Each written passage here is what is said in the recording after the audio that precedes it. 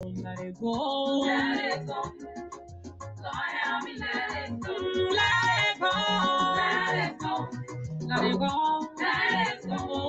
Let it go. Let it go. Lord, help me let it go. Help me let it go. Yeah, let it go. Yeah, let it go. Help me let it go. Master Jesus, let it go. Yeah, help me let it go. Go, go, go, go, go. Oh, let it go. I'm tired, let it go. Give your heart to Jesus. Let him take control. Just sit and watch it.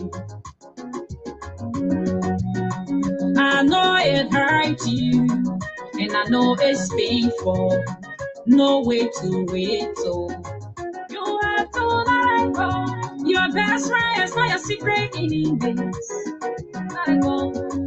Your wife is getting married to another man. Your husband are falling in love with another woman. Don't let it bother you. I say let it go. If someone overlook you because you live in zero, if they insult you because you don't have nobody, if you say you will continue to be a zogo, if you say you will continue to be a prostitute, if you say you will continue to be a beggar, you will not marry, you will not bear your own children. If you say your need is for a borrow, some go to meet it. Mommy can say no, Johnny, ginger. Just let it go. Jesus will change your story. Let it go. Let it go. Let it go. Let it go. Let it go. Let it go. Lord, help me let it go. Help me let it go, man.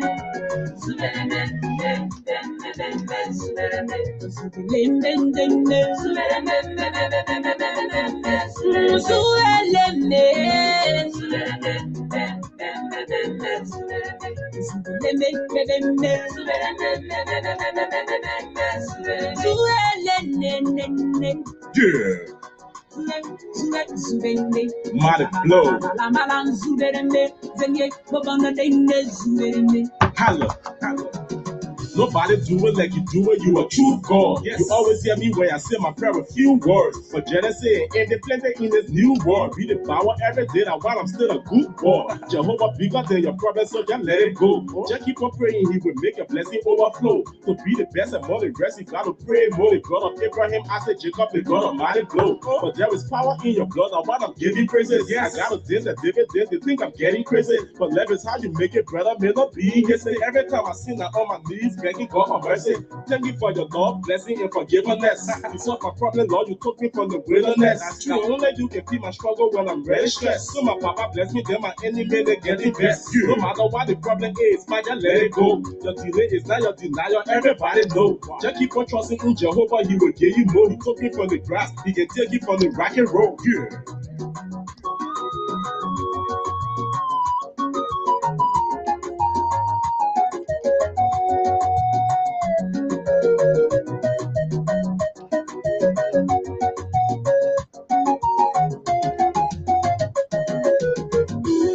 Let it go. Let it go. Oh, let it go. Let it go. Lord, help me let it go. Your people are suffering, lying in the hospital, suffering from all kinds of sickness, Lord. Lord, help them. That sickness that devouring you, I say, let it go. The barrenness, pack your load and go. Good evening, folks. Welcome. I'm Alfonso Z and so of the Liberia Public Radio 10 Lpr-Tv. We want to welcome our viewers and listeners across the globe. Thank you for joining us this fresh evening hour here from the East Coast of LPR. I'm Alfonso Z and so. Stay tuned. Shortly, the program gets underway. Welcome. If you're picking, take your chemo. Let it go. Your best friend take your horse, man. Let it go. If your wife say we are not compatible, let it go. Your husband say you're not my type, just let it go. If someone feel for you before, yeah, they kill your mother and they kill your father.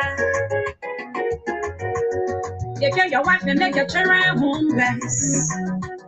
Oh yeah, they kill your husband and your children fatherless. Let it go. Let it go. Yes, that's a socialist, a songwriter. We should let it go. How many of us willing to let go this evening, this morning, this afternoon, depending on your locations and all of what is unfolding in our country, to our surrounding?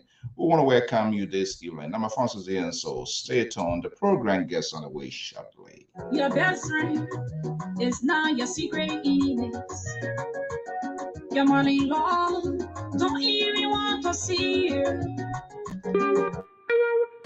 From the West African nation of Côte d'Ivoire, Liberia Public Radio and Television present Business Diary. This program focuses on the activities of business institutions and individuals in society. I'm Jeremiah Saul Senior, CEO of All Nation Bank. It has been very good to have this business established here. We are 1 year since we opened here in Anono. There have been few challenges here that have faced in this country, and that is all about the language. But here instead, I refuse to be deterred. I refuse to be discouraged. I open a business and things have been fine. My name is Mercy Wakarilala. I am a finance officer working for an international organization. I have a master's degree in business administration. So today I'd like to take the opportunity to talk to you about the COVID pandemic and how it has affected the business sector in terms of me working in an organization, an international organization. Don't miss out. Be my guest. It's coming soon on Liberia Public Radio and Television.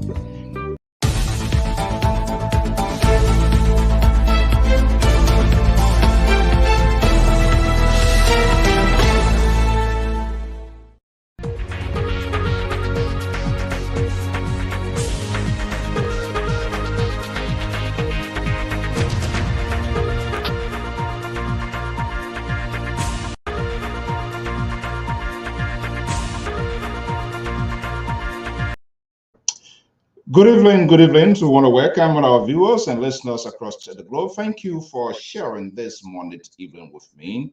Whatever we are, we say thank you for joining us. I'm Alfonso Z and so of the Liberia Public Radio and Lpr-Tv. We want to welcome our viewers and listeners. Our sincere apologies. Sometimes we get, the car said that iron when you run, you can get tired if you overuse it. Believe me, we sure are being on 8 o'clock. It's the time set. And my sincere apologies to all of our listeners, viewers, including the analysts. I guess they were all waiting to be part of this conversation.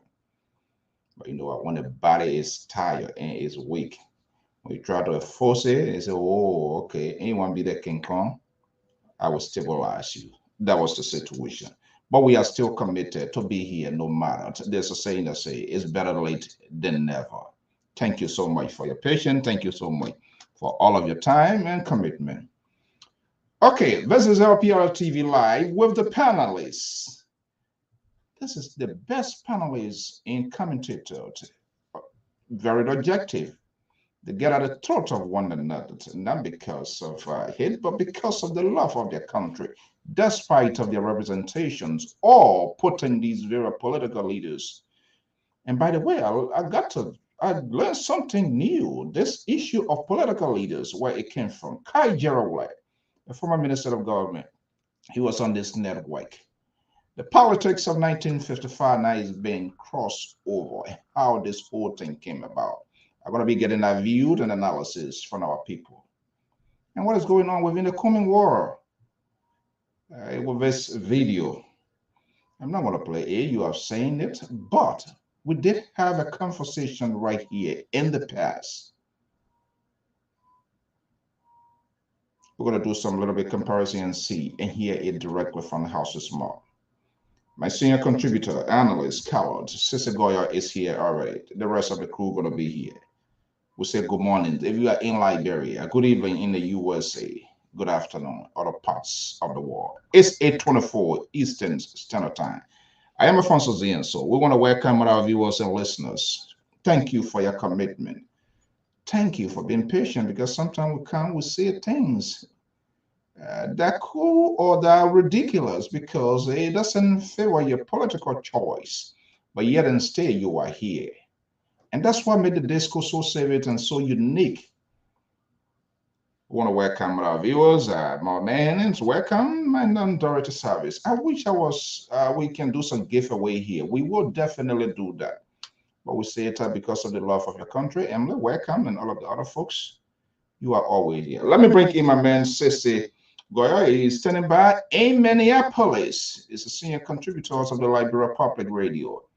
And he shared the political ideologies of Councillor Tiawan Gonglo, one of the presidential hopeful LPP.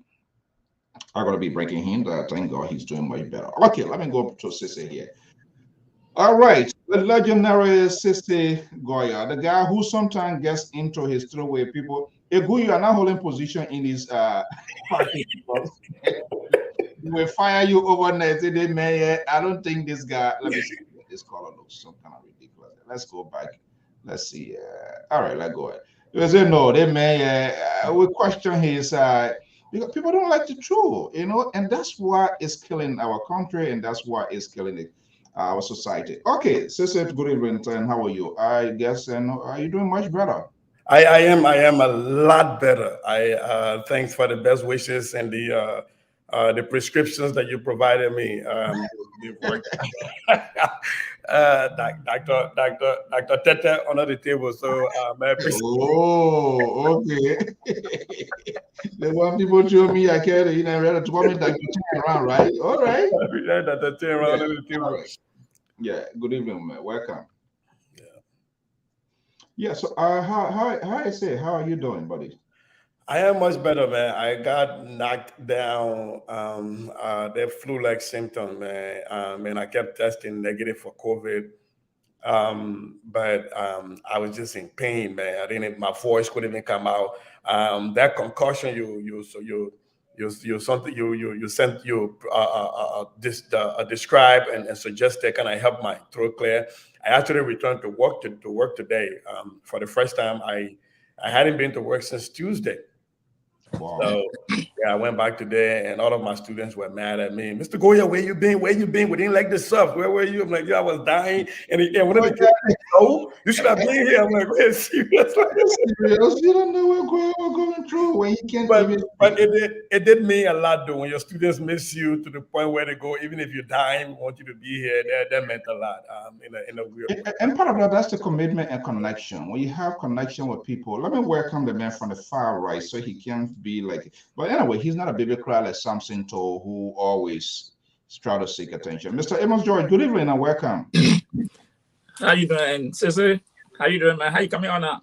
I'm much better. I'm much better. I heard you saying that you took me from my sick bed the other day. I was laughing. I said man, when he even said sometimes it reminds me of who was the Lone Star player who was in the sick bed, and then because they were working like and John said, y'all take your vice and stop me, I'll go and play. The man he was busy, he said, I'm not coming about. As soon as somebody said something, he said, no. By the time I look, he already in, like, oh my God, this is going to be. All right, gentlemen. Josh, how are you doing? Oh, great. By the way, I saw a picture of you and your grandchildren. Thank you. That was good, though. I mean, we overlook that in our community here, but I guarantee you those are memories when you show up to their schools and their events. Those memories last a long time. So I was excited to see that. I hope a lot of parents and grandparents can do that in our community. I mean, I was all right, gentlemen. They called me that morning to say, hey, good evening. This grandparent day, we forgot we didn't call you. Can you make it? I said, I will make it because I know you had told them and they expected me. And you know they are twins, so when I got there, the first one I saw me, he started screaming, the people looking around. He can't hug me, so I said, oh, Lord, But it was nice, as you say. And these are some of the things we'll talk about. this thing is not happening back home, you know. And sometimes it pains us, you know, why our people are not engaged in legal and stuff with their children. You know, grandchildren, I mean the grandchildren, you know, that I mean, but yeah, you know, so I think it's very important here. Taking it far, or Mr. George? I know there was a divider role coming here, so I was just waiting. I know there was a divider. You know that, Amos George. Okay, guys, let's get a conversation. We want to say good morning to Krubot, Logan, and Peter. Peter is in Liberia. Peter, one day, I'm following you guys from Mama Point. Can you imagine, despite of how difficult it is to get, you know, and that's the resilience and that's the strength of the Liberians. I mean, that's the last thing they will all ever go our way. If they can, even they will tell their stomach, but they want to have that data in their phone just to listen. I don't think he wants to be entertained. He wants to know what's going on within, and that's why sometimes I really, and that's what makes it important that all of us, when we come here, and we'll be keeping that fine line. We always discuss the issues. It can be critical. It can be hectic. Sometimes people don't like it, but you speak your mind. Peter, thank you so much. And the rest of the folks, all of you, or whether you are in the USA, we say thank you so much for your commitment. Okay, guys, let's see here. Lpr Live. You know, we always, anger doesn't just own it. I get the hammer, but let's see. So let me start with you, Amos George, and I'm going to see where it is here this evening. What are you hearing? What is happening from your world in terms of the political sphere, the conversation that is being kept? What are your concerns?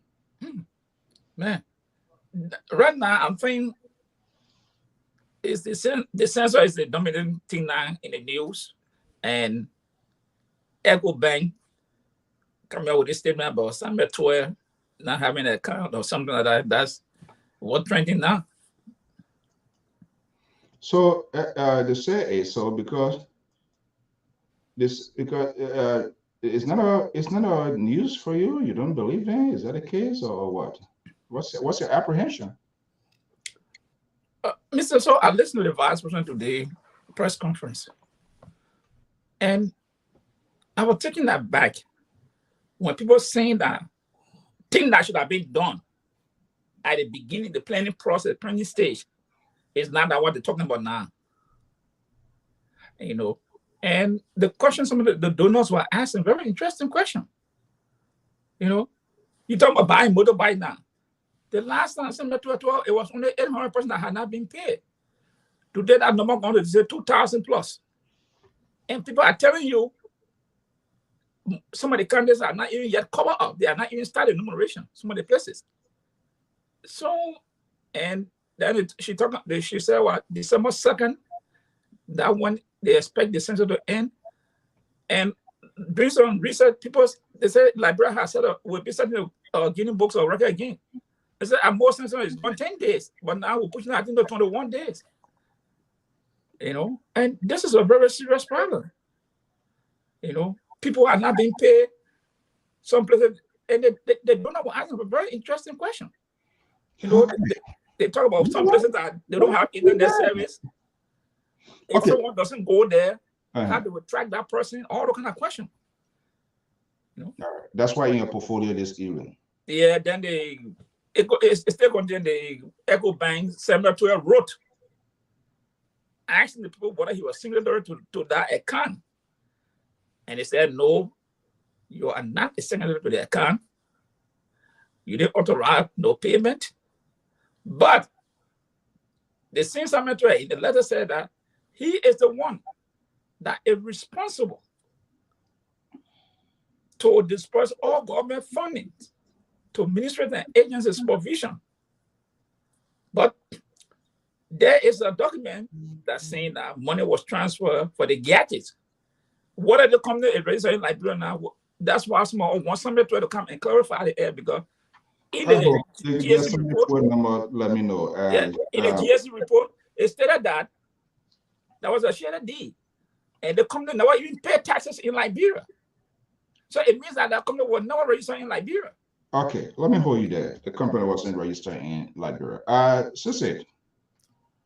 Yeah, for me, I don't know if you all noticed, but the proliferation of profile pictures that are using Samuel to a picture has blown off the internet. I don't know if you noticed that, but Yeah. it is alleged that he had gone to his cyber defense team at the CDC and have doled out some money. So these disadvantaged youth that are at the detriment of the PADP, PAPD, whatever that is, pro agenda, and now for $5 or for scratch cards or for a little bit of peanut from the king's table are now choosing a profile picture as a way to change the narrative and going after this guy Alex Williams to attack him as a way of lowering the tension before the return of the president to the country. Which I think, piggybacking off what Mr. George was saying, I'm disappointed in the reporting from Front Page Africa. That is a hit job. Their headline banner did not merge with what Mr. Williams has said, and I don't think it's the time to listen. They try to debunk something that was not, I guess, bunked. So that is a big problem. But I'm also watching the saga in the Liberty Party. I am excited. I think I shared that with you today. I'm sitting Why and will watching. you be, Sissy? Why will you be excited? Do pa pa pa and kaka leka. So we'll be watching. So who does it favor? They are in the opposition. You are opposition, and you are excited to see what is going on. No, So here's my excitement. My excitement is that they will be forced to come together. That's my excitement. But sometimes these things play like comedy shows.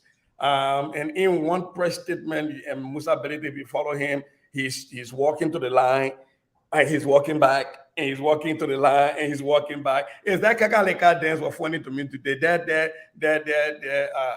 Academic kakaleka, beginning and say pa pa pa, what you're doing today. So I'm listening, I'm watching to see how it goes. okay, I learned something unusual new. But this is why it's good to have scholars, historians, good authors, journalists who also followed event in the past decades, and to go into the library to dig up some of these things here. The history, the birth of this political leadership, this political leader. I didn't hear that from my during the heated elections of Samuel Doe. This new era, but every time has its own sort of a talking point or conversations. I'm not sure whether that war was ever factored in during the 2017, if it does, but the way it's like, you may say, Ben Yusuf Bakula, this is just over the top. Political leader. In my interview yesterday with award-winning journalist Kai Jeraway reminded us that there's nothing called political leader. You have party chairman, secretary, and all of the executives. But these people, that's another way that they have deployed to hold on to power. After the election, it's over. And the lion herself, Mary Bros, speaker, can you imagine speaker then disconnect of power theft? What's going on in Liberia, in the world? And ANC is good. I hope Dollar Care will come here. I'm concerned. I'm a free thinker. In as much you poke eyes, put fingers in the throat of the government, those who even want to take power, we have to hold it. There seems to be a pattern here. The picture, the video of Alexander Cummings is alleged, but I hope to speak with him. I'm not sure. It looks like a little bit, to see people. These things remind people of the old days, the dark days, slavery days, and how people are being used. And I know people don't see that. They have their own defense thing countering that. But I don't understand why. And because the reason I'm bringing this out, we had this conversation on this network. You remember Amos George? Yeah. We had this conversation on this network. And he alluded that if he were given a second chance, that wouldn't happen. And history has repeated itself. Then the question becomes, doing the same thing over and over and over is a contradiction to what he is saying. I want to have a conversation with ANC folks As usual, we don't take responsibility. We put a defense line for our leaders, for political actors. That is a little bit concerning. Okay, so good evening, welcome. All right, let's get to this issue here. Who wants to go first? Which one now? Okay, which one? You clearing your throat, so that means something not right. Let's start with your guy, Alexander Cummings. I've seen this all over. I do not have that to play right now, but I'm quite sure we all have taken a view when he was seated. They're trying to, I don't know what was that, and you could see his head. We don't see that happening here. It's a little bit. It reminds me. As a free thinker, I don't think, because if George Weah did that on campaign and see people doing something of such and it becomes a pattern, we will also beat him up. But let me get your view, and I know your view is not a view of the executives of the ANC. No. Have you seen that? Have you seen that video? I saw the video. The uptake is bad, but I can tell you, Mr. Kome is not a character. And I call people. They told me what happened. I think he came from in the muscle wall, and was trying to put his shoe on, and then later went down to tie. He was trying to put his shoe. Yeah, Amos Joyce, you get him to be a little bit upset now. But anyway, you say this is what the people told you, so I want to get. Yes, I'm sorry. They came from the mall. I think he went to the mall to visit the mall, and they said when he came outside, that when that incident occurred. And I said the uptake was wrong, but I can tell you that Mr. Comey is not that character. See the people around him, women around him. The uptake was wrong completely. That one, there's no if around it, especially in the political season. It was wrong, and it's wrong today, wrong tomorrow. The uptake is wrong. But he's not a character to treat women at that level. You can see around him, women who are around him, talk to them. So that was an error. Or let's say it was wrong.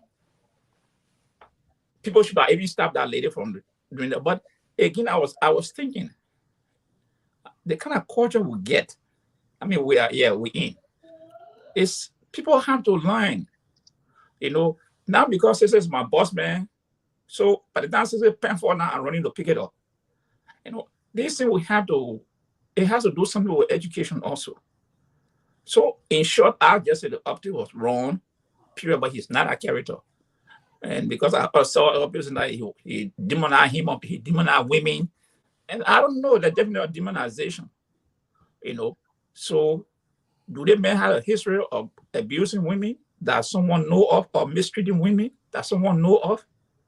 So that the uptake was wrong, and I just hope people around should take better control of the kind of situation. But okay, to conclude, do you think, as a supporter of Alexander Cummings, should the party or the party should take responsibility? Oh, of course. I think Orisha was on spoon. He addressed that issue. It was inconclusive, Mr. George. On Orisha, I think, but what I said, that the uptake is wrong. But he's not a character, Mr. So yeah, the uptake was wrong. But to say that he's that character, as people want to portray him, I'm telling you, he's not a character. And if anybody say he's that character, let 2 or 3 women come and say that this man, this also to us. That's my point I'm making. I didn't say it was right. I said up front it was wrong. So so the final question before I go to Dr. Toto, good evening, welcome. I'm asking now, you as a supporter of Alexander Cummings, should they take responsibility? Should they? Oh yeah, the Russia go came out to say the same thing. Does that view represent Cummings? Of course, he's an executive member of the party. If he came out to say it was wrong, one boy again you can get. He didn't say it was right. He outright said it was wrong. Okay. All right. Let's see. Dr. Toto, good evening. Welcome. Look, Sissy. Yeah, good evening, gentlemen. Yeah. Yes, I'm sorry. Yeah. All right. Sissy, are you there? Yeah. Yeah, look, we have to talk about all of these things here. We know the pattern and the history of our country. It reminds us of the reflections on some of the things that happened. It sends us back the dark days, and it's concerning. And the failures of our political process in Liberia, politicians to take responsibility, even if there was a mistake.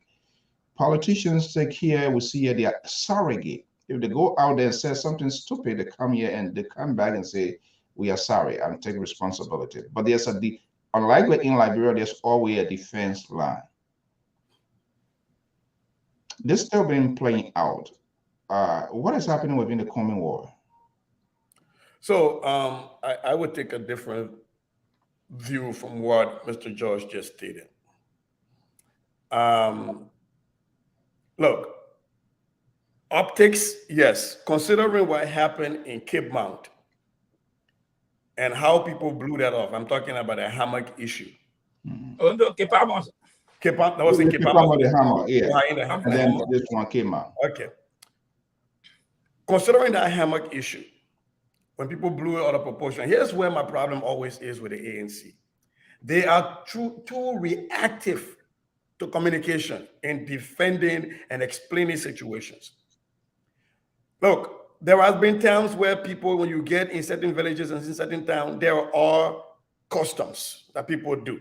I saw there was a situation, I think recently, where the lady tried to buy down the Kome to give him cola. And because they were afraid of the optics, they didn't want the lady to bow down. and if you don't allow the lady to bow down, then you violate culture. But if you allow her to bow down, then people say, oh, look at a woman bowing down to Kumis. And I think this is where the ANC fault is coming through. Look, we all have been in that situation where if you lead people, they treat you like they put you on a pedestal. So that situation that happened with his shoes was not a thing that Cummings is showing that he's above anybody else. It was something that happened where if somebody felt like, oh, this is my leader, let me put his shoes on him for. We make a lot of issues out of things that are non-issues in my mind, in my belief. But again, the ANC was caught backpedaling because they did not take the time to actually come out to explain to the Brumpo what this thing is. And I understand it when people look at it in totality from what happened with the hammock issue. Yeah. And up to today, people are still putting that picture, and the ANC is yet to get a communication thing that will come out and really defend and explain what was happening. So people will still keep tying that on. And that is the reason it's easier for you to see this shoe situation in their view, in their mirror of the hammock situation, say, oh, it's bad. Yeah. And that is why Horatio Gould was caught backpedaling and having to say that was bad. But it's a communication failure on the part of the ANC. That is all I would say. I really don't see that thing and say Cummings is somebody who actually subscribed to those kind of ideology or that is who he is. I mean, I know my guy, and I know one of the mistakes that people make is that the handlers around these people have to be very smart, have to have a wherewithal to understand what is happening around them at all time and understand the culture. There might be some places you go where the culture will conflict with the outside world. In this case, you have to find a way before your person come to have a conversation with the people in the town so that you guys can be able to modify a way to do those things. If you see even the war dance, when Cummings were doing the war dance in Maryland, one of the elders came to him while they were doing the war dance to give him the pantash, which is customary. They wanted to put it in your mouth. You saw him refusing, right? Because he didn't know what that was going to mean. The person had to come back in the same video, stand next to him, whisper in his ear, and then turn his back for Cummings to pick his own pantash to put in his mouth, right? So again, for me, I see this as a failure in communication on the part of the ANC. But I don't see this as a moral dint on Alexander Cummings as a person. Mr. Point. And Cecil, don't you know that Lapa, the person that coming is a gay, fair, that had the women, that have men who they do those kind of thing. And I say, you see, the ignorance of our people, the global culture, if you know the global people, that's why they were doing the culture thing, dancing, when they doing the bush dance. But people went and said, oh, look at the man wear Lapa. Can you imagine that? Okay, failure on the communication thing, and this is what one of our people responsible, because we see these things happen worldwide. And if you are president, you must have an effective communication team that will counter, because obviously even your opponent will kind of reconstruct, retweet. And it's important that we, we have this conversation, because we don't want any kind of dumb to go in there and go in the Oval Office, and then something happen. You don't have an effective working team that will come up with a plan and draw that sort of conclusion to say, yes, this is how you see it. But these are things that are happening all over the world, and this is part of culture, and that's how, be able to provide explanation. But if you just think it happens and then nobody going to talk about it, that's not right. And I want to illustrate something here. Dr. Toto, good evening and welcome. Yeah, good evening. Okay. So recently, and your man, Tiawan, was here, any ritual or custom that was performed, you remember, during his tour, maybe be from his own Nima County or other part? Because sometimes you have to certify the culture or curiosity of these people. That is some custom. This is something that we cannot just undo in Africa. In most cases, for the most part, there are some towns, some places they will tell you don't wear rare clothes, don't do this, don't do that. But you must be able to give an interpretation so that people will understand. You don't want to guess that everybody will understand. It doesn't work like that. Let me hear from you. Yeah, Alfonso, that's a very good discussion. When it comes to Liberia, what I tell people, we have a culture in Liberia, and the politicians they are keep missing the point. And I want to think I don't like, even though I want to do that, what a strong person always all call me, but I think Kwame have tried much to really follow our culture part in Liberia. But every time he try, people come and bash it out. And our sisters were talking, see, like the ANC don't have a good strong point or fine tune, to come up with this to get support to come, especially the shoe incident, the one that happened in maybe some time ago. I lived in Nigeria. I lived in Nigeria for years. You talk about political culture in Nigeria, oh yeah, you see it. During the day or Abiola, Amagila, and all the guys that would go in the villages and all that thing there. To campaign, to even talk to the older people, you have to go through their route of culture before you even say that talk to them. So we have that culture in Liberia. I'm a strong traditional person, meaning for total born country, and it comes to our culture there. People know I cherish it. When I go back home, when I dance with the old man there, they put the lap on the one joy, they will dance it. Yeah. And also to my wife is a non Liberia. And sometimes when we go in a Liberian community where people see her, so that she'll bow down to me, she bring food to me to serve you. Some Liberian say, man, you stay like over that's her culture. I cannot take it away from her. That's what they do. Before this, when they serve their in-law, they have to bow down to their in-laws.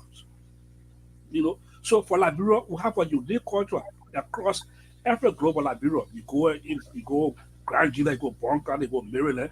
Our people love their culture and be respected. And I want to have a comment. When comment goes among people, you try to identify with them.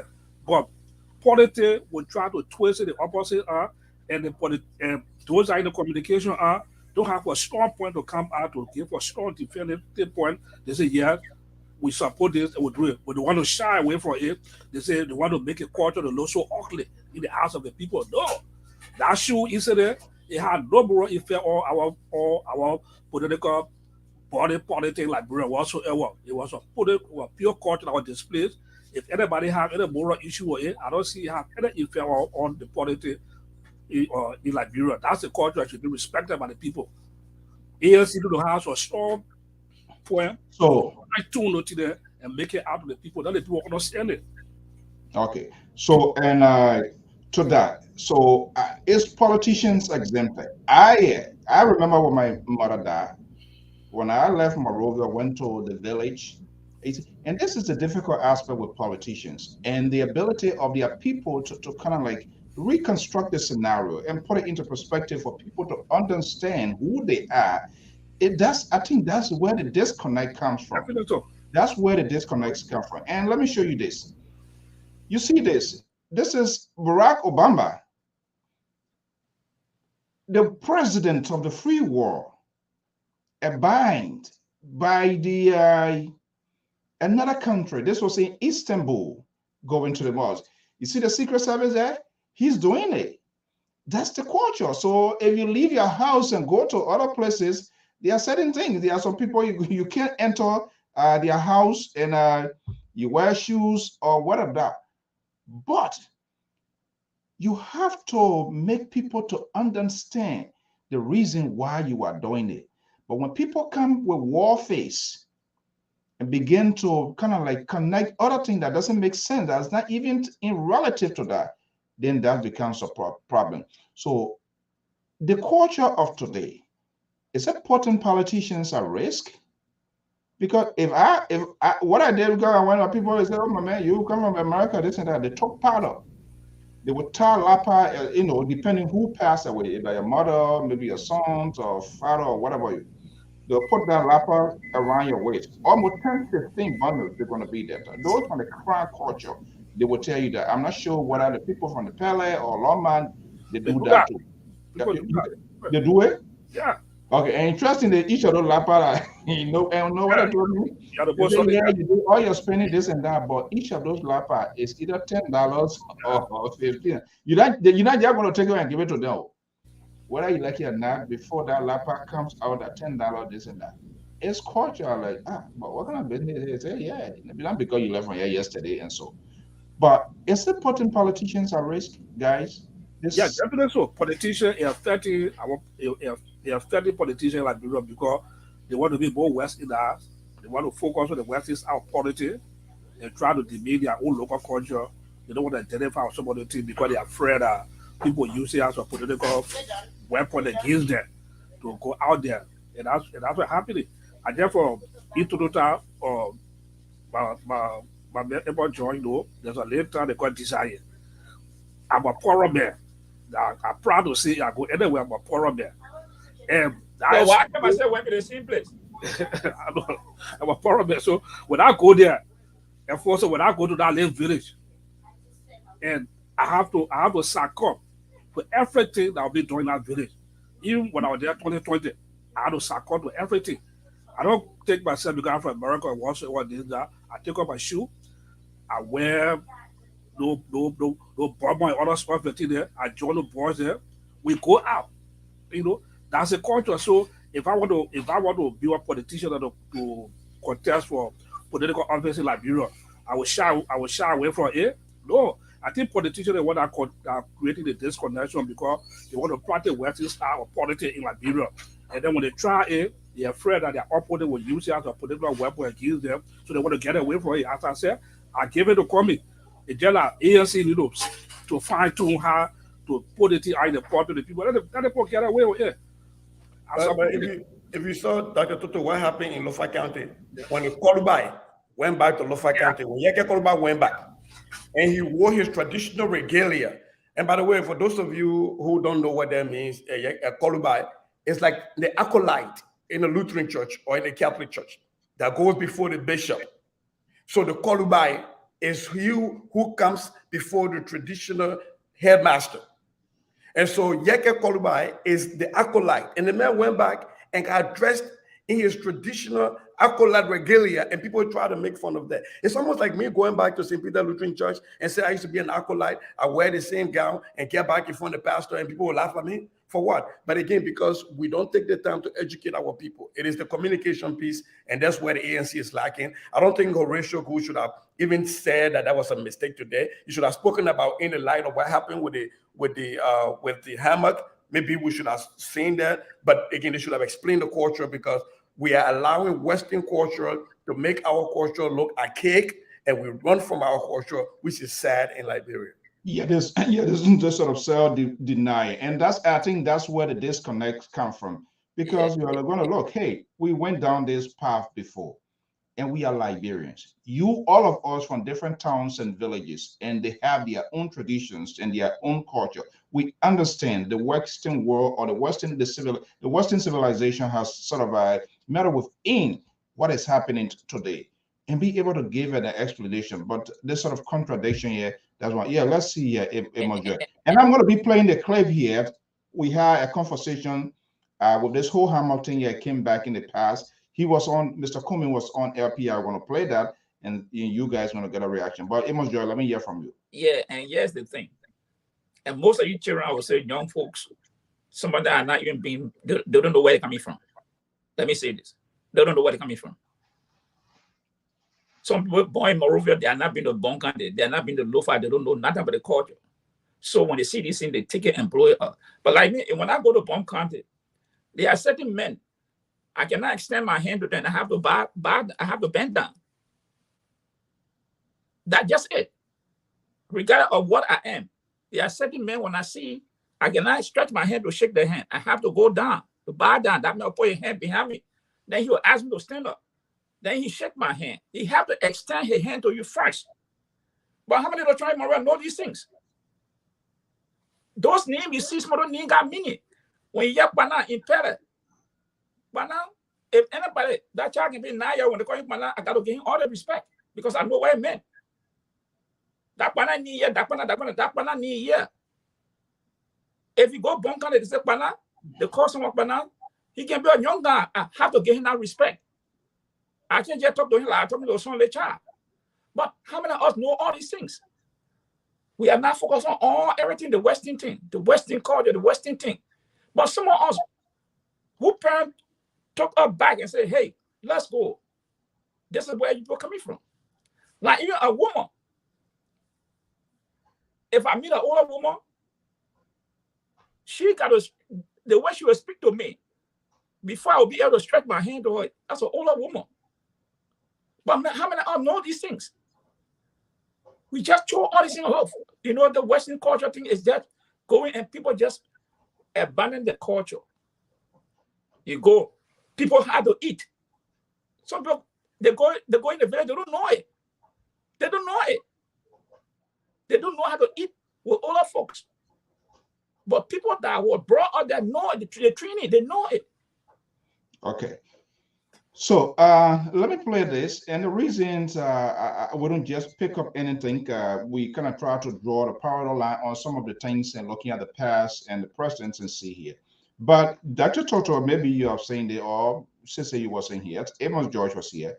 Almost a year plus ago, we were privileged to host Mr. Alexander Cummings of the Alternative National Congress. And he was confronted by not in a hostile manner, but as usual, we keep a high conversation here. By then, one of our analysts, who is our contributor, was a supporter of the ruling CDC. That's Professor Asese Labozawo. Let's see here what happens then and now. All right. That was the last question, right? Great question. So, what's going on? No, you don't want me to ask one question? Oh, no, I don't want to make sure. I see you bobbing your eyes to me. So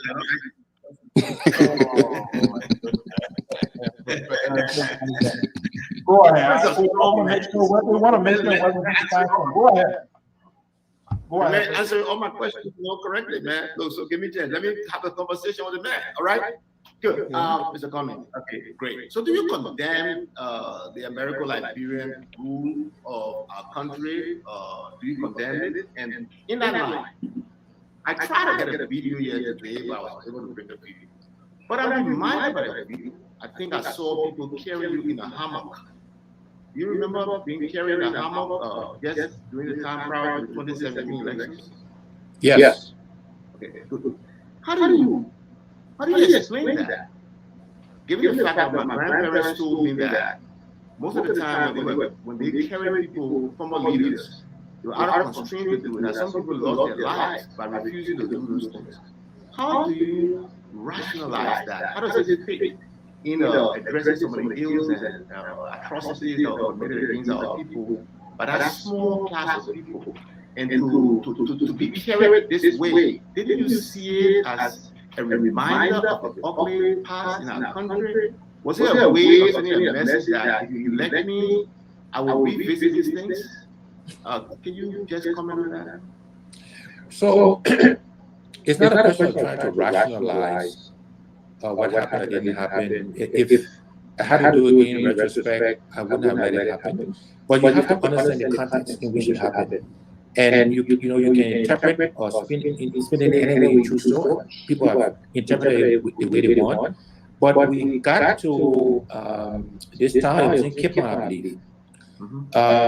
And there was insistence because there was a lot of enthusiasm. You know, people were sort of rushing and enthusiasm, and I was put in this hammock and sort of carried. Again, send the wrong image. If I had to do it again, I would have done it. I would have disagreed. But people felt it was traditional. They were enthusiastic, and they threw me in this hammock, and that happened. But again, in retrospect, we shouldn't have let it happen. It has never happened since. It will not happen again because I can understand why it harkens back to the past, right? And it's those images we need to do away with, right? And we need to again have these conversations. We need to talk about it, but we gotta be honest about the entire history of our country, though. So that 100+ years you mentioned, yes, we should talk about it. We can talk about what happened since, and we should talk about what's happening now, and then what's the way forward. So it's not having it to dwell in it, or for recriminations, or yes, maybe you can be a little bit of some catharsis, right? But then what do we do going forward? Do we repeat the same behaviors? Because some of that is happening. And that is what I think should be unacceptable to all of us. Okay. Mr. Jackson, let's go to you quickly here. Go ahead. For your departing statement.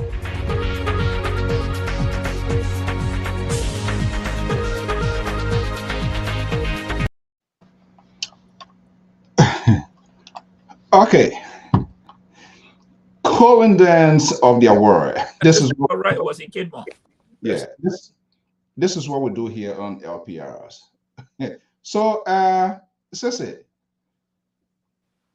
that was coming then with this whole Herman scenario when he appeared on the Liberia Public Radio probably a year ago, couple of months. Amos Joyce was on.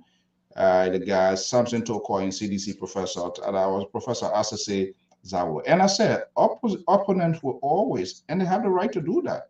They got to get a political point, whether it's relevant or not. But we're going to see how you come up with. You listen to Mr. Cummings' explanation provided then. Does that equip with what happens of lately? Yeah. So before I respond to that, right? You think about the hypocrisy in that question that Professor Zawo asked. That Professor Zawo asked. He is the man right now that is getting people children in from school to go to MCSS for impromptu meeting at his office. They're taking people children from school to go meet with him at his office impromptu. That is not taking the indigenous people children from school. You're taking people children working in government school, MCSS, the poorest of the poor, to come to you. Yet you complain, right? You talk about the mental cognitive gymnastics that these people do, the dissonance.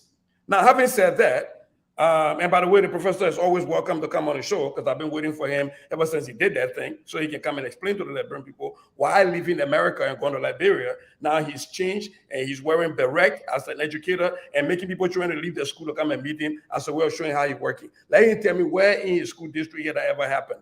Now, having said that, Mr. Cummings' explanation, yes. Again, this is the same thing I'm making, right?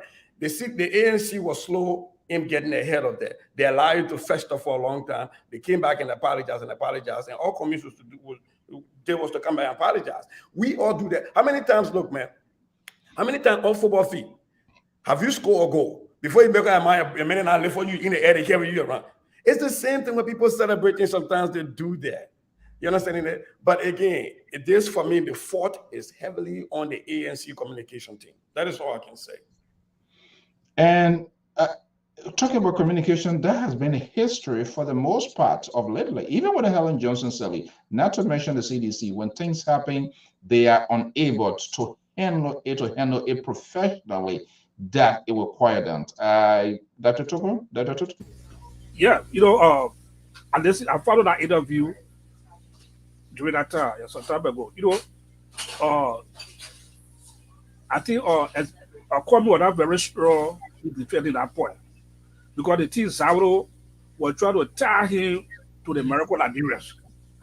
And although the history of the American Liberians with the indigenous people, when it comes to our culture, even though if you go through some of our historical perspective, past event, you will see how the Morocco Liberia abuse our culture. So you are looking at coming to be a Morocco Liberia that have been doing that in the past, coming back, and then the indigenous people want to give it that same glory. That's why we're trying to tie coming to. But coming to, that's smart to say you don't do that, but we know how that, I know how that culture was going. That's a putting in the armor. That's the culture of the global people. They do it. They have indigenous leaders. They transport the in armor, and it's the mandate of the town chief or whatsoever or chief. You have to escort him in a particular setting. So they do it. That's just even the grow. All part of Liberia does it. Even Lofa, Sado, that's the bill of transport to transport leaders. But they were trying to bring that devices in the Morocco, Liberia, Congo people or indigenous people. That's why Professor Zaro trying to tackle me to that. But you are not smart enough to do some good research about the culture of that community. He said if they have been, you know, to do it again. But I think he was a little bit slow in that. But I say again, I hope next time when they come back again, they should be able to do what they want to do to address that question. But for me, I see no problem here. Okay. Emma George? Yeah, I mean, the same thing. Look, and that's what I always say. Because that's what professors are exactly trying to do. That narrative between the Congo and country. But professors, I don't know it. Our people told us some of the stories. They used to tell chiefs, not Congo chief or country chief. They think what they go boom. I don't know what Mr. Todo and you go boom. They used to carve it like a door. My uncle used to tell they carve it like a 2 men behind, 2 men in front. The man, the chief from the other town, they in that thing. And he got people, they got over 30, 40 sinking behind them, carrying them to the next time. And my uncle told me they used to, that bush, they were clear that you do your hand like this. That no something can tell because the chief, when they told him the chief, that road can be wild like this. So for him to come and ask that kind of question, it was just to create a narrative that the Congo people were doing this. But it just go back to history that somehow I forgot the history. The commissioner those days, the paramount chief those days, they used to told them in Hammer. My uncle told me how that thing started. He said, Rawersfield, when the Marine King that time, he said those, I think I remember what he said with the king. When they used to start traveling, when they see the chief, they will cut the hammer down and say, you go. So how can the people stop those things? Some of them start, they start slowing down because when they go traveling, when they see them, they say, what is it? They say, oh, the men are cheating. They say, no, come on, you go, you put the man down. But these were things that people were doing. So, but you try to frame it like, oh, it's coming, the Congo people still got the mentality to use people to enslave our people. And it's just wrong. Just the last time, when Eugene Falcon came out of jail, what they did? And the Trump left Eugene Falcon on your speed there. Should we have those history repeated today? First, let me just put a point in for me. I am from a royal family, Totota. Born into the royal family, the people that own Totota. And I have done that research. I see the part of my grandfather, the father of Totota, to see how he was healed, how the people glorify him. You tell my chief when he's moving from one village to go to Samoa, to go to other places, you see the crowd of people, especially the women. Yeah, I've seen someone in train back. If I read a book about him, the life and legacy of the Kwame Toto. Hopefully by next that book will be out. And you'll be trained to read some of the achievement that he did in reaching out to other people to celebrate the culture. Yeah, and where I found a Zedi Kodi in Guinea, where you predominantly Pera people to trace my family history. And some of the culture I see, people practice in that place. When it comes to how they receive stranger, I want to set in place, I have to remove my shoe. Yeah, to speak, to enter in kind of lay hot. I have to take off my shoe. They have to tie a lap around me. Yeah, to be able to sit and talk to get information. Yeah, because you want your information. That's So- what generally so does that. I want to go in the Once- Arab world where they are, what they call it, hub or whatever, all those stuff. Yeah, go ahead. sister. you asked a question and you said, should it continue today, Mr. So? And I think that's a critical question, because what happened, and I think what Professor Zaulo was trying to allude to, which he was wrong in the way he tried to present it, in a divisive way, is that the history of the abuse of debt. So there were times where tax collectors from the capital will go down to the hinterland. Yes. And they will force these people, with the help of the Liberian Frontier Force, yes, force these people to do these things and carry them. And I think everything, we have to discuss them within their limits, right? There were times where they were abused, absolutely.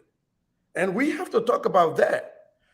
But let's understand also that these tax collectors were going down to places to collect taxes that weren't represented. Lofa County was not represented till the early 1960s, but we were forced to pay taxes. You were paying taxes. So it was taxation without representation. And so yes, there are a lot of wrongs that happen with that. But to now take that and bring it to today's date and say, well, because we had bad experiences that we all need to still talk about with when Totman went to Lofa County to have that unification monument, all of the wrongs that people talk about. There's a lot of terrible things that happen in Lofa County. I remember my grandfather telling me that when the town inspector, they used to have these town inspectors that would go to the towns and inspect the people's houses around there to make sure there is no grass, similar to what Miro probably doing in Monrovia now, where now we had a clean up Monday or clean up weekend when Ellen was in government, right? Similar thing. The person will come to the town and say, oh, I see a grass over there. They will grab people, to grab my uncles, and they put their feet like this, and they tie stick in both ways. And they tie it, and they lay them on the sun, simply because there was a grass, a weed behind the man's house. Right? So we do understand those things that were done wrong, and we have to talk about that. But for people to now come back and use that as a divisive way, it is just wrong. It is horrible. I've seen times where people have lifted jaws, we are on their shoulders during CDC time. Should we say that I think sometimes our people become so zealous and divisive. But do I say that there is not times where those things have been abused? Absolutely not. Our history is replete with times where the government and the people in power misuse and abuse those things and abuse our people. And we can talk about that without trying to haul in a communist or draw in a native versus Congo divide. All those people, the majority of those people that preach that native versus Congo divide, now are coming back and saying, oh, we didn't know that the Congo men were putting here. Even though at the end of the day, it was a Wia versus a Bwaka. They were still preaching the Congo and native divide between the Wia and the Bwaka. Yeah, and when our two country persons and actually with that. And some of the things I would talk, those people, some of those people who are perpetrating that evil, it was their own children. So, like, the time spent were not Congo boys. They were native guys who had learned some education and got time, inspector job. And they were going to the area to treat the people like that. So, gentlemen, based on this, maybe I might be heading ahead of my shadow here, but then it gives me enough reason. I had a conversation with a great guy, communicator, writer, author. Like, look, we need to have our Liberian history, they save it. Sese has talked about that. Yeah, these things need to be taught so that people will know, so that the young generation today will know, because we are not having this sort of conversation that somehow tend to overnight prematurely kill our culture, and potentially we would not preserve our culture if I all will follow what is happening today. But at the same time, the inability of politicians, those who want to be the decision maker for us, to come out to say honestly, to own to it, and then tell us it happened XYZ because of this. Because if you live from Show, if you live from Monrovia, there you go to Nima, you're going to meet up with the traditions, the culture of Nima. When you go to Bond County, you go to Grand Gita, Maryland, Sano, all of these places, Lofa, whatever, you're going to meet up with some sort of ritual, existing that have been there from years and years. Even within the Lofa, not just all Lofa or even the Grand Gita, if you live from one district or one village to another village, trust me, you're going to encounter something unusual that you have not seen. This gives a reason. So the argument of Mr. Kaiwule yesterday, it's time for us to get Liberian history. People need to start teaching this to learn that. But it was an interesting argument, something that he injected that I didn't know from the 55 election. How the politicians, when they try to remove top men from their party, reformation, recycle, and all of them, they cleverly, strategically, and gave themselves this title called political leader, is being brought into today's 21st century modern society. We are not talking about that. And we need to hold these people argument. But let me just play this script here in yesterday's conversation. They were quite fascinating. And we're going to have a conversation with that. Just hold on 1 second. We knew the kind of government it was. One of these days, remember when Chucky Benyel, when he came and bust through the door. Usually, he goes through the chief of staff or special assistant, but that position, I believe, was on Taylor. And Chucky said, you know what? In the buildings, everybody went helter scatter. At that time, let's take a little bit retrospect. Was there anything clicking your mind to say, you know what? I'm leaving. I gotta leave. Was there anything? Because the room was literally on fire. Because I was there and I saw how Chucky Taylor entered that premises and everybody just used his foot to enter the minister's office. That was unusual. Alfonso, in government, I try to hold my emotions. One thing I learned, Alfonso, that grew me up is my spirituality. That I don't show much. I love my God. He guides me through the November 12th. He guided me through the April 6th. He guided me through to escape the eviction of the MPS or MPP on Canadian Road. So I did not see Turkey as a problem for me. I saw Turkey as a problem for the government. That the likes of Turkey will lead the country to fail. When I decided to join Marshal Kaba, I knew he was not from my party. He was from NPP. But I understand their way of doing things, they will be maybe rehabilitated. So if I go to train Turkey how to behave. So when Marshal left, and I said, Marshal, if that how your ministry will be run, it will be fine with you guys. Because there are times when you reach your zenith and you see your life is more important than anything else. My parents were murdered by the NPF. But I took the courage to work in the NPF government. Why? Because of the call for actions on our state. My peace were lesser than the peace other people face. It is the nation we have that also the love for country worth it. It is our country. When we don't participate, some little bit emotion is coming into this here. The love for our country. Is that love for the country? Is it being upheld today? Yes, indeed. If you read the book, our country is defined by 1% of the population. Read the laws of liberty. By 1% of the population. They are corrupt. Corrupt people from 1% of the population. But when you talk to investors, say Liberians corrupt. But Liberians are resilient people. The people eat Bubba John, have no food to eat, but they have smiles on their faces on Sunday to go to church. The love for country, Alfonso, is what led me to write this book. I want to put myself on record that for so long we have identified the problems in our country, but we are not taking any action. We are not taking up to this point. The division in our country has not been resolved. It's been micromanaged as a political theater. We can't do that to our country. There's no way you are politicians, you work in government, so more or less politically you are inclined. And there was a reference you made within the 1955 elections seems to be recapping today. Does that equip with this? The Yes, Alfonso. Up to now, let me start. The 1850 law that gave travel land to the settlers.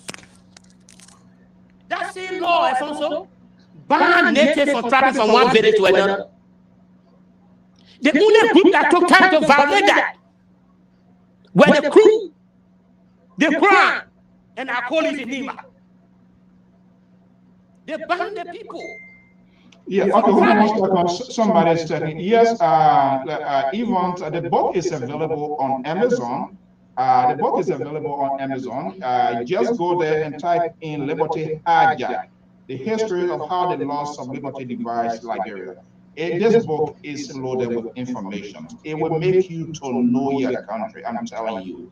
I don't usually say, but this is the book. I see Liberty Hijack. Just go to Amazon. It's the bestseller right now. Go to Amazon. You can get a very cheap. If you are within the New England belt, you can also reach me as well. Or you can get that on Amazon. Yeah, go ahead, Mr. And so, Alfonso, what we have done to ourselves is the lack of awareness. The 1850 law that gave travel land to the settlers, that law has not been repealed. Why? Lack of awareness. Our ability to know. We are good at criticizing people for in our country. We are not good at solving problems. And I believe those of us in the public sector, in the private sector, people ask me looking for jobs. You don't reach 60 years old and look for jobs. You don't reach 60 years old and look for jobs. Okay, so hold on 1 second. Let's see. This is quite fascinating. Okay, let's put in. We're going to be having a series of conversations with Payne as we go on. Let me bring Payne, Minister. Yeah, go ahead. So you don't get 60 years old for job. You solve problems. The 1955 elections that the opposition lost to word of years told it simply reacted. Read the book. The opposition said in previous governments and the past policies and laws that were detrimental to the people. They made trouble a demon called. Then they turned around. We still formed the Reformation Party. They formed an independent two-way party to oppose Tottenham. Because they were waiting for elections. So what you call a right to point as political leaders? It's no opposition. It's it. So hold on. Let me hold you right there. You're bringing us into reality. Yes. And I've been wondering how this term political leader was coined. It means from the 1955. Yes. The opposition had the Senate Barrett had a job. The people who run the political parties are the political operators, the chairman, the secretary general. So then now when you elected as Senate Barrett of the party, you lost the election. The election was very corrupt. Very. Read the book. So they begin to call it Coleman. What is calling you? How? Who are you leading? So when you see people calling themselves political leader, it's not a job. Party leaders are the chair, vice chair who go to work every day and run the affairs of the political institution. You are a candidate for election.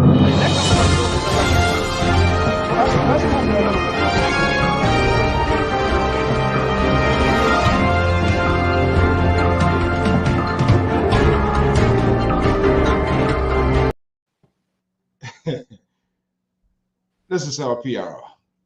Since that interview yesterday, tons of messages, phone calls, Some are happy, some are not happy. But these are consequential conversations that we always take on here on the Liberia Public Radio. Sissy, Dr. Toto, I see you working, and Amos George.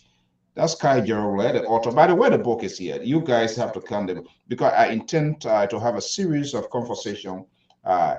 Liberty Hijack is still available on Amazon for those Liberians. That's the loss of our culture. Things that we're supposed to know, we don't know them.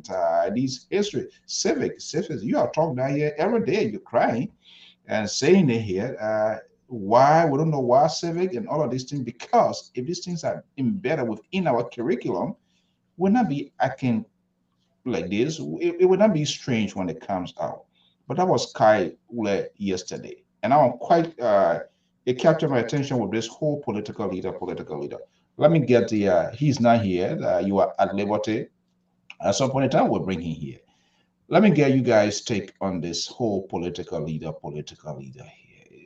This I now note, honestly, from 1955, and politicians, perhaps some of them did a dick up, and they bring this here. By the time you go low, 3, 4, 5 people put together political leader to capture the attentions and imaginations of the electorate. Let me start with you. Toto, Dr. Toto, you are moving your hair here. There's something try to click in here. Let me start with you. Look, first let me just say, I got a copy of the book. Oh, wow.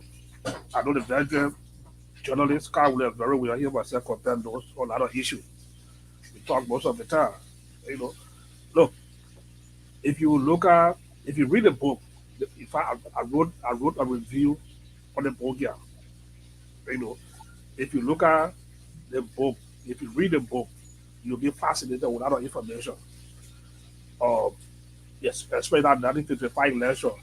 Even the open door policy that since we're talking about no fact and unification, don't you know what during that open door policy unification part of the poll registration that later people get out would not learn because they are not capable of managing the land. It was part of last year. It was part of last year or unification or monument policy that they built in that place. So if you they think that maybe to water up to today, most of the laws in Liberia that been repaired by the people of today. Look at the dual citizenship law. You like other organizations have to go through to try to repair that law. Decree 88A from some years ago. That law was written in 1953. The Indian nationality law was written in 1953. It was amended in 1973. And that been changed until people try to take the advocacy to advocate for dual citizenship, and that law was in there. And people that are supposed to see reason to repair that law had to argue to the detriment of that law should stay. You see the type of country we are. Then when it comes to political issue, especially the 1955 election, even before the 1955 election, the 1927 election, where all the political institutions, political party came out, the independent Chewy Party, the Reformation Party, the one on led by David Comer, all those guys that there, they have very click, very network of people working. They were just full of fire in number because they wanted to oppose the Trump government. Look at the 1955 election, the one that led to Barclay. Barclay was trying to play smart to corn Trump, but Trump was more smarter than him. Trump get the back of the native people, a few people already. When Trump was not supposed to really get that presidency. When Barclay was trying to get so they return. And look at how he got played in the whole process. Yeah. So that whole political leaders who they have been practiced way back, and he keep coming back in present day. And I'm not so fascinated about the political leadership, but the Senate and the House of Representatives, they say have documents, they say have the laws there, they say they have access to. I don't know if they're doing research to find out the law that the Decree 88. Decree 88? If they can make research to find out the laws that there, whether they help to repair it or they waiting for advocacy organizations to pick it up. I don't know where they really stand when I see position to be very sad. Very sad. Sissy, you're a scholar, and this is why we try to do it differently with our talking point here, because there are issues that are affecting the country. We deliberately, on purpose of out of ignorance, wear dark shades, we blind our eyes so we can address it. But we expect things to be fixed.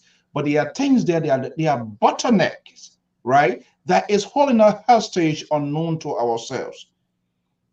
We are not talking about it. The media is not doing enough. I'm going to include myself in that basket of deplorable. Politicians who are supposed to keep abreast to bring up to speed citizens, they are not talking about it because probably they are beneficial factor of those. Because when I bring it up, you as a critical guy, you're going to argue and we're going to target it like, oh, I will try to expose our own dark days here. But here we are. And we have important elections ahead. Can you imagine Decree 88A and all of these things they learn out, they are there, and our lawmaker to go in there or for they insult. I mean, we pay these people. You know, in your Minnesota, how your lawmakers they argue on things, even at the local districts or whatever law. Before anything goes there, everything is being voted upon. It will be on the ballot. These guys get the courage to take 30K. No enough explanation. I could be wrong from my end. I didn't hear much of it, but we have these ridiculous laws that are there to humiliate people, not in the interest of the people. They're not even talking about it. Everything literally the push is about themselves. You as an educator, you listen to Kaiwule, and we are doing everything possible to make him to add to this because we need to have a lot of conversation. People are not aware. People are not aware, even though people like theater. He said political theater, and we're seeing this theater being played out here. Let me just bring you in here. You listen to him. You got to get a copy of this book if you are not getting one. The past is already in the present. We're already in the middle of this kino. I don't know who is the lead captain. I don't think Dr. Toto wants to lead, or either Amos Joy or you. Maybe the only person can lead this kino yet is the liberal progressive because he's from the other side of the world. Let me just bring you in. So I have to wear two hats on this. By the way, I listened to the entire program and I have the book. I think we had scheduled this 3 weeks before. Yes. So I got the book. I've read the entire book twice now. It is a very good read. It was scholarly written. I got to give that out to him. Not too often you find our people writing like scholars, and this was scholarly written. But on the issue of the political leader, there is a historical aspect of that, which is great. I like that he brought that up. When did this issue of political leader come up? That's the historical piece to that from the 1955. I like that. I was like, whoa, I was mesmerized when I saw that. Like, oh, okay, this is the genesis of this in Liberia. But I disagree when he talks about there is not such a thing as a political leader in party structure. Because in party structure, the chairman of the party is like the executive director. You run a day-to-day activity, not the political aspiration of that. Like in America, for example, the Democratic Party we do have people who lead our party. But Joe Biden is the political leader of the Democratic Party. Just like right now, the Republicans are struggling on whether Trump is still their leader or not their leader, right? And so elections does not just take away that you don't have somebody who is charting the political course. You do have people who are the chairman of the DNCC, which is the Democratic Party, and you have local chairmen in every state. But in Minnesota, for example, when we're looking at who's leading on policy and stuff for the Democratic Party, who will be our political leader is the governor because he's a Democratic governor. So I disagree with the scholar on that piece. That the idea of political leadership does not exist, and that after elections people go away. No, after you still have an executive director, you still have people who deal with the day-to-day mundane stuff. But how many times have you seen outside of political, like election time, where you see the chairman of the Democratic Party out there campaigning or talking about Democratic platform policies? No. that is left up to the leader, the de facto leader of the political party at the time. In Liberia, we call them political leaders. Here, we don't give them their name, but they do the exact same thing. Amos Joy. So I'm kind of like caught between the line here, like a piece of cloth between the scissors here now. When do we call these people political leader? When they are in authority is when we call them political leader, or when they are in that venture to pursue political office, we call them political leader. That's a little bit tricky here. Maybe to want to have him here and to kind of like so he would make a case. But Amos Joyce, let me bring you in. Yeah, but just what it is, even Donald Trump, some people still call him today the political leader of the Republican Party. Donald Trump, he's the political leader. Is that logical? Is yeah, it until the Republican get another president to go to primary. He's not a president. When he loses that primary, then of course they won't call him political leader again. If they refer, they will say the former political leader. So, but as long at this point he's the leader of the party, even hold on 1 second. Let me get a little bit of education. So, what makes him the leader of the Republican Party? No, he was the last man of the president from that party. He is the highest ranking person right now still in the party. And if you remember, people talk about how many people he endorsed. Until they can go to a convention and elect someone, another stand-up bearer, but he will still be the former political leader. Until when someone from that party, as soon as the president said, then that person becomes the political leader of the party. But if you listen real quick, just quick, Mr. George, if you even listen right now with what's happening, there is a fight between what's the guy from Florida, DeSantis, that's going to be the new leader of the Republicans, or what is going to be Trump.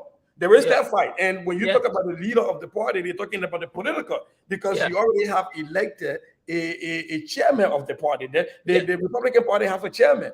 Yes. But that is not who they talk about. They're talking about the leader. Who owns the Republican Party right now? Is it Trump or is it DeSantis? So technically, they're talking about who is that political leader, de facto leader. Yes. Jimmy Harris. Jimmy Harris is the chairman of the DNC. And Joe Biden is the president. But he's the political leader. This is a common one here. Hold on. Sorry. Go ahead. One thing I wanted to say, there's something, I always say this thing here. They divide people, especially we say the indigenous. We continue to push this message forward of division. But we're doing the same thing that these people we condemn. Look at what he lost. Look at our Senate. Look at our House of Representatives. How many Harrises did you find in that place? How many Harrises? How many Johnson you find out? They are all they refer them as indigenous, and they said those things the people were so horrible. But they are there, and they're not taking one step to change any of the laws. They are still doing the same old thing. In fact, going worse, because Samuel Dotan, a senator making between 1,500 to 1,007. Samuel Dotan, Charles Lucky, he kept it at that same rate. But what happened from Ellen Johnson to this time? But what people say, the Congo people were hell. These people were wicked. But look at us today. And none of them got a mind to question themselves, to say, hey, gentlemen, we preach against these people, that they were doing something, they were treating our people wrong. You know the question that they're giving? Justification of your action. Come again, say what? I said the only thing they're telling us to justify whatever they are doing today is being justified by them. It's dead wrong. It's dead wrong. No justification. These people, they go up interior. What do they do for the people? It's only they and the immediate family, web children. That's it. But then they tell you, say, the Congo people are horrible. Since I know I was in Morocco one time and I was in a gathering, I spoke about guys were talking. And I asked a couple of guys, I said, hey, who was just saying that? They said, oh, this person. I said, do that man got anybody living with him from Lofa or Bon County other than his wife and children? He said, no. I said, why? He said, these people, they can't even try to help somebody. I said, oh, for true? And he said, but where other people are coming from? I said, no, I just asking you. But he didn't know why I was driving. I said, okay. At least you said the Congo people, they were so wicked. They were wicked. They were ill-treating people. They made people to throw Chimo bucket. But I said, let me ask you again. All the my married then I want to brother nephew and this is from up interior and broad here. Were they not throwing Chimo bucket for those people, for those native people? He said, oh, people, where you coming from? I said, no, let me ask you. We're not those people, Zing, Hustle, and Tin. They didn't have Chimo bucket there. The children wanted to carry Chimo bucket also. I said, no. It was the nieces and nephews they brought from the village that were throwing the Chimo bucket. But then you turn around to the Congo men were treating your people. They were making them to throw Chimo bucket. But you're not looking at what your ancestors were doing to her own people she brought. So this is why I would tell people. For me, I just say, look, let's put the country Congo thing aside and move this country forward. Because we are intertwined now. But you got a certain group of people, and I all refer to we, the country people, we stay pushing the line. Those first that you're here, that's our time. Some of them using the first, that's our time. They're trying to tell what the Congo boss did. This is not the native people time. And we see the result. So before I go to Dr. Toto, the hypocrisy is being played out on both ends, correct? Yes. Yes. And we need to start speaking and calling upon our people because it is wrong. If we want to correct the mistakes, let us go straight and correct it. But we can't be, and it's not trying to so correct, but we don't pushing one group of people aside, then we do the same thing. But we don't find the other people. Okay, I don't know how. Look at land grab today in Morovia. Look at land grab. I saw my own man, Kokoya. The last time, he carried both those, I said he broke down. One man heard the message. He said they heard it now. He broke it now. And our Congo man, the outrage. I don't know how that can be undone. Let me bring in Dr. Toto. Yeah, the issue of the political leader, I just wanted to throw a light on it. I think what the veteran were trying to say, we're trying to draw that comparative between the political leader, because we don't find a relevant in major politics in Liberia after election or maybe political season. Right now, everybody is on the hard plate right now. All the various political leaders, political institutions, they are all hard right now because of election coming up. But after the process is over, everybody go back to where they were. You now find more constructive engagement against the government. I think that's the point. I think maybe that's what the veteran were trying to say. Then after a certain time, you see so many people coming up again, political leaders for our other man, Cassette, who was so harsh for time ago. I don't see him again. Hey, at the end of the day. I don't see him again. The Ministry of Labor sent the king one time, they went to the Insamaye too. Yeah, I don't see them again. These are the people that they call themselves political leaders. They want the whole institution. Well, as I said, and you don't see them again to be engaged in major political. So then he's correct. So then we need to have a revision. What makes them really political leader? We see here for the most part, and you do conclude your point. We see here for the most part, even after that, when these people, governors, and they're having these elections, these leaders, even though they are still not equipped, but you see them out there. They go there, right? They canvass for these people. They tell them for the people in that they want to make their presence felt, that they are still, even whether they are there or not, their voices will be heard. It's not happening. You're quite correct. Yeah, it's not happening. So that I believe maybe that's what the veterans were trying to lead to. Because like on this side here, we have an institution that here already been built, already established on a good principle. Democrat and Republican. A Republican there, Democrat after them.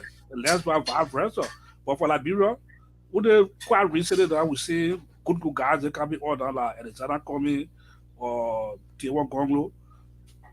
And those are the only two people I can really kind of now come really engage in the political atmosphere in Liberia. Because Liberia, we're not that big. We have a narrow geopolitics.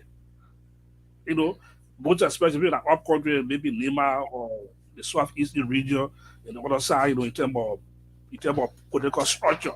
But we don't really have that strong grip, coming on against the government of good principle. We saw the pattern from 1980, the NDP. Where's the NDP today? Nowhere. You talk about loop Liberia Action Party. Who are we carrying? Yeah, Liberia Action Party lab. Those are strong, vibrant political institutions in the 80s. But where are they today? Then we come to the 90s. We see CDC and Unity Party, the two major competitive institutions that go neck to neck on each other. Then we see ANC coming in the picture that they will LPP who been old before, but they're not being showing that great enough. They are trying to be revised now, but they won't go. We see them coming up now. So that's a good beginning. We hope moving forward that will be more engaged, various institutions. Any era is going out. We can continue the matter of politics, he carried it on. So that's a good establishment. When the Senate coming solve it out, we hope somebody will come and pick the ANC too, do not let it die down and carry out. It was all go. Your man, what about there? Tipo Tennis here around here. And then the LPP, even though it be around, but it's not just strong as competitive supposed to be. So that's the problem we have our political. Okay. Before we wrap, our SSA will come in. Yeah. Then, okay, go ahead, make your point. Well, because my pushback was not about the function, how functional it is. Because in the ending of that, the scholar said that there is not such a thing. When election is over, you leave the stage. And that was my pushback against that, because right now, for example, the Democratic National Committee is headed by Jamie Harrison. You have the Mayor Keisha Lance Bottoms is on there. And then I think she's the vice chair for the DNC. And I know the governor, Gretchen Whitmer, is also on there. And then you have Tammy Duckworth, the senator from Illinois. You even have Nancy Pelosi is on there. So in that, when you're in the House, you have a leadership in the House. When you're in the Senate, you have a leadership in the Senate. Then you have the DNCC, which is the chair of the Democratic Party. But you do have Joe Biden as the leader, the political leader. Because when we go to convention, I say we, because we went and we voted for who will become the chairman of the Democratic Party. So we elect at the convention who is going to be the chair of the party. But after that, you have political leaders. So right now, for example, in the Republican Party, you just find out that if I just yesterday on the news, this guy, former Speaker Tim Ryan was coming out against Donald Trump because they're asking him who now leads the Democratic Party, the Republican Party, who is the leader. Yes, in the House, you have a House leader like Kevin McCarthy. And you saw that, what's her name? The former speaker had to make a speech saying that she was not going to run for House leadership. And in the Senate, you have the majority leader who represents the Democrat, and now the minority leader who is going to represent the Republicans. But when you look at the way the party structure is set up, they don't call you by that name political leader, but they'll call you the leader of the party. And that is why people keep asking who now leads the Republican Party. And so I think that whether it's functional or not is a different conversation, but that does exist. That position does exist, and it's not something that goes away right after elections. That was the point I was trying to make. So, Dr. Toto are making this argument, and we have had this conversation. Are these political institutions, are they doing enough to have a structure, institutional-wise, in place when they are leaving? I don't think in the case of Helen Johnson's leave, I don't think that much was done. In the case of the late Samuel Doe, I don't think that was done. There was nothing done. There was no long-term. I believe it was just only a short-term goal to sustain the National Democratic Party of Liberia. Helen Johnson is there. Helen Johnson knew that after 12 years, maybe she knew after the first term she would have continued for the second term. And after 12 years, there must be something that exists. There must be a unity party. But what much was done to sustain that? I don't think that conversation was held by off camera, and even in camera came here to say she wanted a generational change. When she had her number 2 person, I'm wondering whether there was a consultation to say, hey, if I leave, will you continue? Most of the time, when president leaves, vice president, that sort of continuity is there. We don't even see that anyway in any form. Maybe it's done off camera with the ruling establishment now, the Congress for Democratic Change. I hear in they say the president's 12 year, that's fine. But after 12 years, would that be the Waterloo of the party? Who is the party preparing after George Weah leaves? Who is the next president? In a very interview with Ellis Cummings, Mr. Cummings, he said, he told us here that no matter the outcome of this election, if he doesn't win, that is the end of his political career. Is there a contingency plan within the ANC to start propping up someone that when Komen leaves to take charge of ANC, or that would that be another end of ANC? We're going to see another party remade. So, gentlemen, before we leave, at this political institution, and I want you to speak maybe directly with your group or the side that you support, are they doing enough? Is there any preparation to have that backup plan for the continuity of this political institution? Dr. Toto mentioned, where is Lab today? Those were those action party. They kind of like recycle, and that's part of what I believe, Kai, when they are in the opposition, when they are in government, it's okay. But when they leave government, the recycle events into different political institutions try to rebrand it. I don't think that is helping our democratic process or to sustain our democratic values and principles. Let me start with you, Amos George. No. I mean, you just lay out all institutions live today. Look at, for instance, Marcus Matthew. The moment Marcus Matthew fell away, you people went down.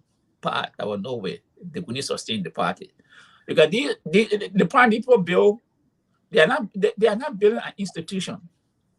It's centered around one person. Until we start getting away from that mentality, and to do that, you have to start bringing people in. But people must be willing to invest in the institution. I'll give you one example of Ghana. The NDC is the party that Gerald Rowland founded. Today is the leading opposition party in Ghana with Kofoden. Those are the two parties now in Ghana. Gerald Rowland left, but the party stayed in place. They won elections. Today the party is still there. So why our people cannot ask the other people, what is the model they're using? Because it's just funny. Every election cycle, different political party pop up. The same people, the other group go and go to the other side, the other group go and go. It's just recycling that. Why we don't want to build people? Why we don't want to train people? It's because one is the financial aspect of these things. People don't want to spend money. So when one person comes with money, they look up to that man as a God. So the moment that man step away, everything died down. Until we get to the point that, hey, we have to start funding the institution that we say we believe in. So that's the only way we will survive. That is the problem that's happening in Liberia. One man is all that one man show. The moment that man lead a scene, that party is going down.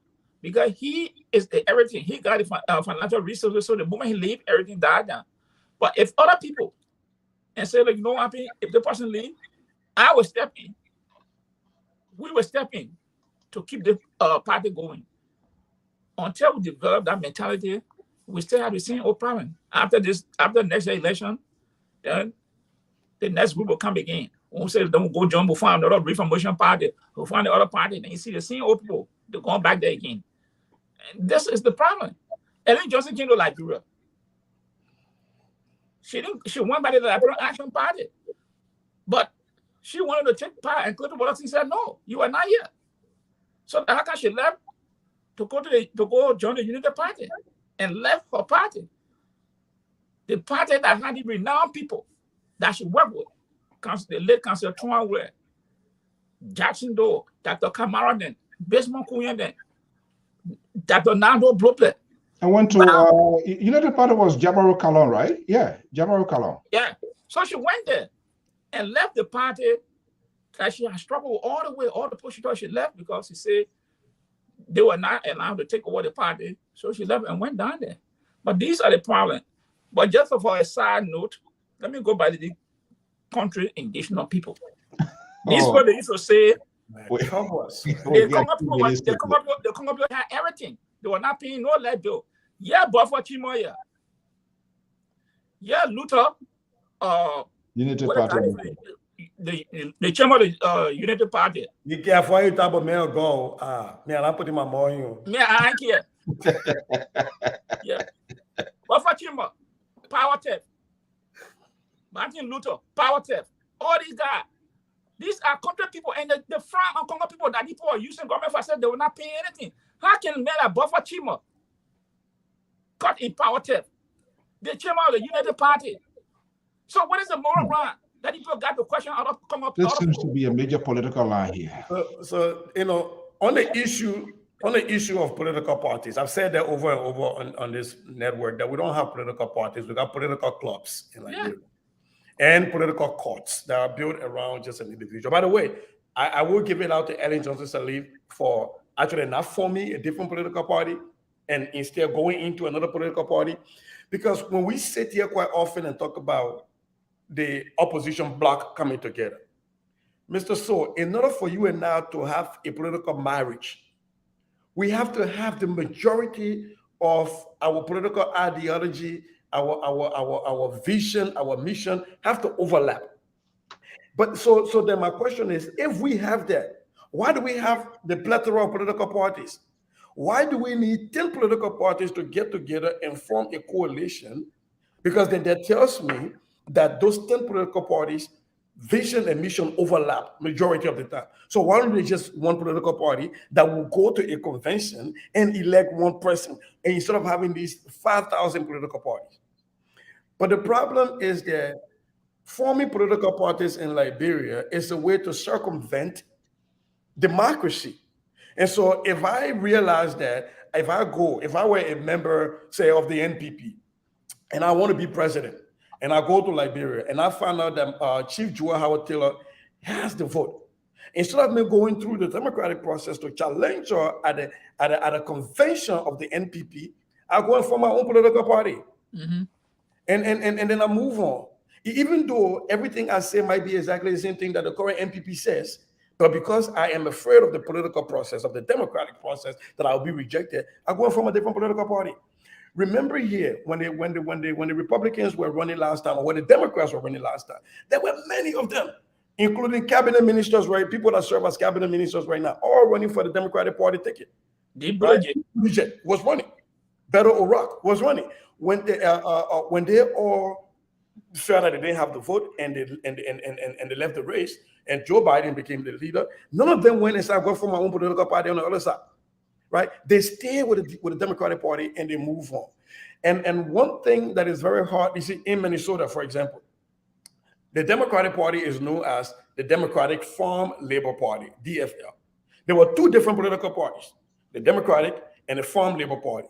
They both saw that they had overlapping interest. And so what they did was they merged. And so in Minnesota, we call them the DFL, which is the Democratic Farm Labor Party.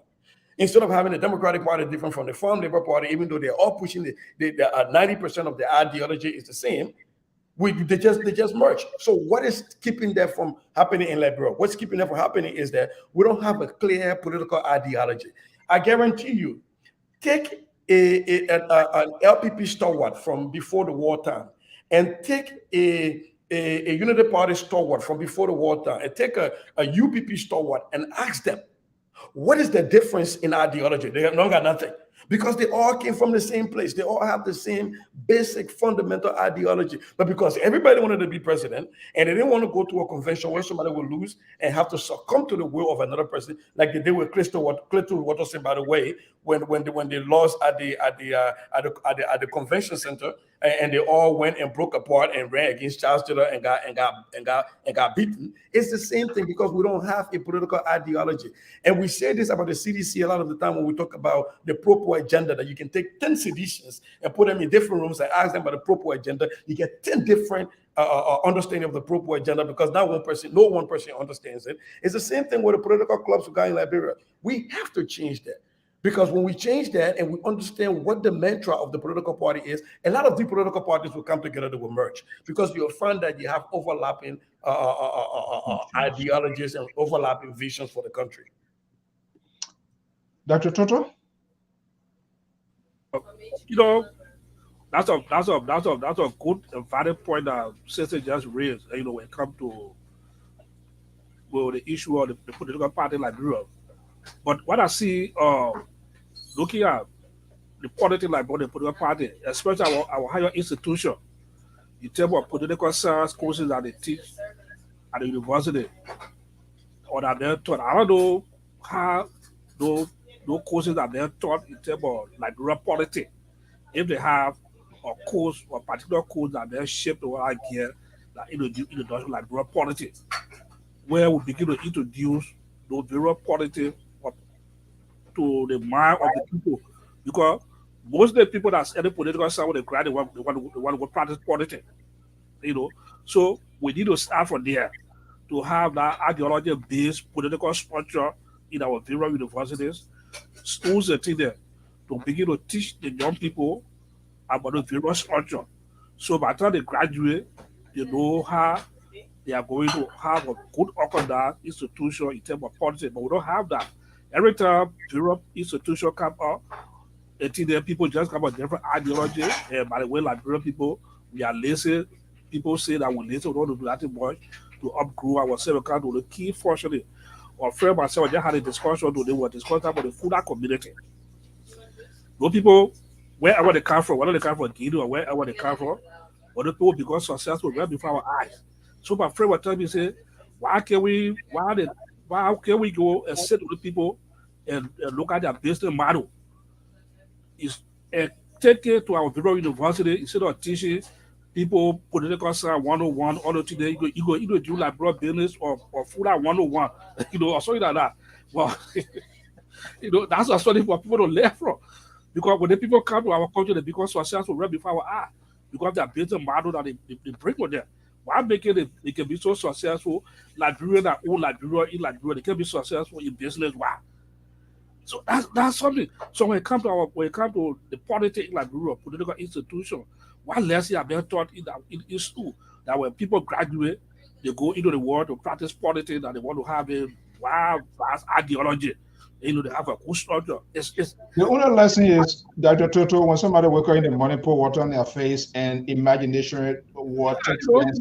These people, what they get in the I want to be representative. Yeah, the political party, we have to do it. We have to get with the munya business. So one big difference, Dr. Toto, my Senate candidate that won the state senatorial seat here in Minnesota, she hasn't even taken seat here. Last week, we advertised that we are looking for interns to intern in her office. And I'm not even taking it. I'm not going to the Capitol with her. We are looking for people to go and intern and serve. Why not? Why you don't want to go? I like my teaching. But but the thing I'm trying to raise here is that we announced that we're looking for interns. And I'm hoping to get a Liberian kid or an African kid in there to intern, because you intern in the Senate. You learn how the Senate works. You learn how the legislature works. You learn how government works. It might spark in you an interest in leadership, whether it's political or not. But we don't have that in Liberia. And actually, what we're looking for, we're not looking for old youths. We're looking for younger people. Like, we're looking for anywhere between 18 to 20. No, we're not looking for people who youth. I got a friend of mine who's older than me, and he's a chair of a youth organization in Liberia. He called me and said, "Man, when you became youth back?" So the president was a youth organization, you the chairman. I said, "Man, I'm making you better for here." But it is a fear of people exiting the state. But if you think about it, though, Mr. Dr. Toto, how many of our leaders, after winning election in the Senate and in the House, really go out to the community and say, give us young people that are staying in high school to come and intern, right? To come and work in the office. Let them learn how the government works for them. We go and pick old seasoned heads and bring them in as interns when, it is crazy. But we have to change that. Because if this was in Liberia, my Senate campaign that I ran as the political director, we would say we're finna get an elephant, right? We'll all be looking for that job. But we are not.